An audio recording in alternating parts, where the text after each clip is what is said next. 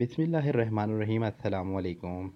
Sugar के मरीज़ों की सबसे बड़ी गलतफ़हमी ये होती है कि वो सारी ज़िंदगी ये समझते हैं कि शुगर का मर्ज़ सिर्फ़ चीनी, मिठाइयाँ और मीठे मशरूबात पीने से होता है और वो इन चीज़ों को खाना-पीना छोड़ देते हैं।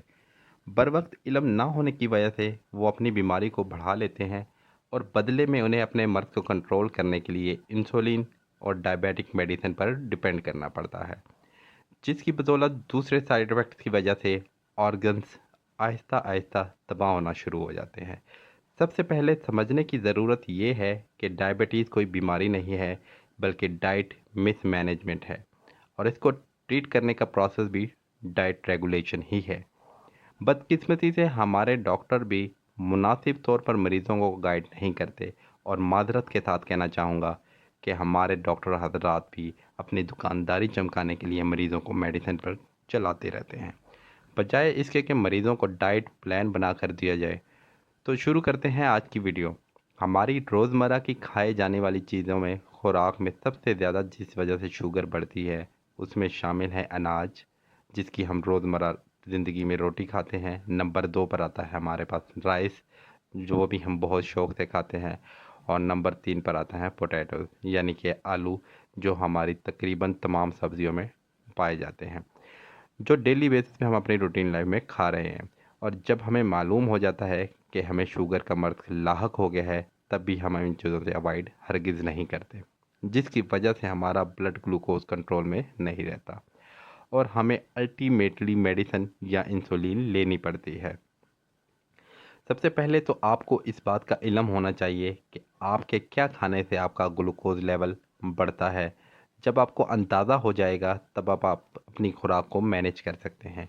इसके लिए ज़रूरी है कि आपके पास एक अदद ग्लूकोमीटर होना चाहिए और आपको 2 से 4 दिन की ये मॉनिटरिंग करनी पड़ेगी।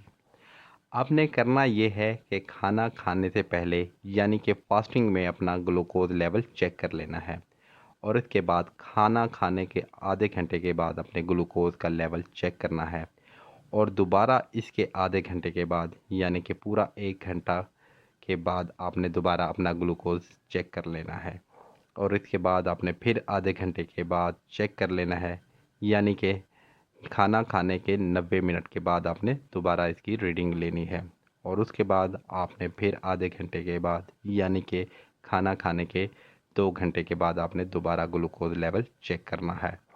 इस तरीक़ा से आपको पता चल जाएगा कि आपका फास्टिंग में ग्लूकोज़ लेवल क्या है। मिसाल के तौर पर अगर 100 या 80 था, तो रोटी या पराठा खाने के बाद आपका ब्लड ग्लूकोज़ लेवल किस हद तक स्पाइक किया, यानी कि 180 तक गया या 150 या 200 तक गया।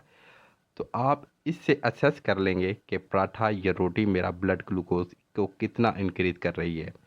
तो आप जान सकेंगे कि अनाज या सफ़ेद आटे की बनी हुई रोटी का ब्लड ग्लूकोज़ पर क्या असर होता है।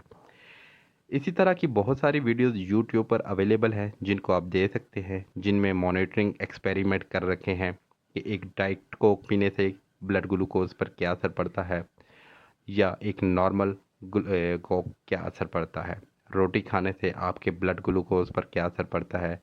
इसी तरह आपने अपनी तमाम चीज़ें जो आप डेली रूटीन में खाते हैं, इनको मॉनिटर कर लेना है और इस तरह से आप अपना एक प्रॉपर डाइट चार्ट प्लान बना लेंगे। आसान लफ्ज़ों में कुछ सादा सी चीज़ें आपको बता देता हूँ जो आपके ब्लड ग्लूकोज़ लेवल को ज़्यादा स्पाइक करती हैं।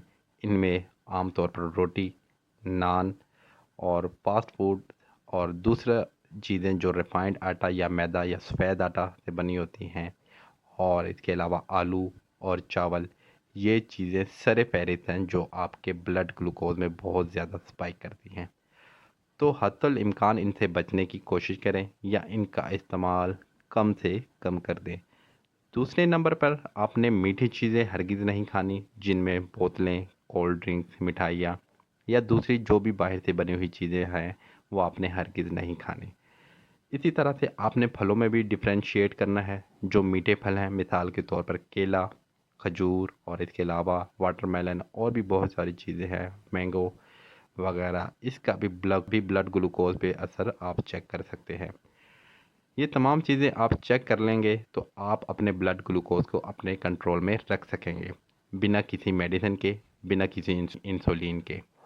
और इन सब के साथ एक इंतहाई ज़रूरी अमल वर्जिश है। सुबह शाम वॉक करें, जॉगिंग करें, या जिस हद तक आपकी बॉडी इजाज़त देती है एक्सरसाइज करें। इन चीज़ों पर अमल करके ही आप मेडिसिन और इंसुलिन से हमेशा के लिए जान छुड़वा सकते हैं। तो उम्मीद करता हूँ इस समय कुछ ना कुछ आज आपको समझ आ गई होगी। फर्दर मैं डिटेल में इस पर वीडियो बना दूंगा जिसमें मज़ीद इन्फॉर्मेशन आपको दूंगा। तब तक के लिए इजाज़त दें, मिलेंगे नई वीडियो में। अल्लाह हाफिज़।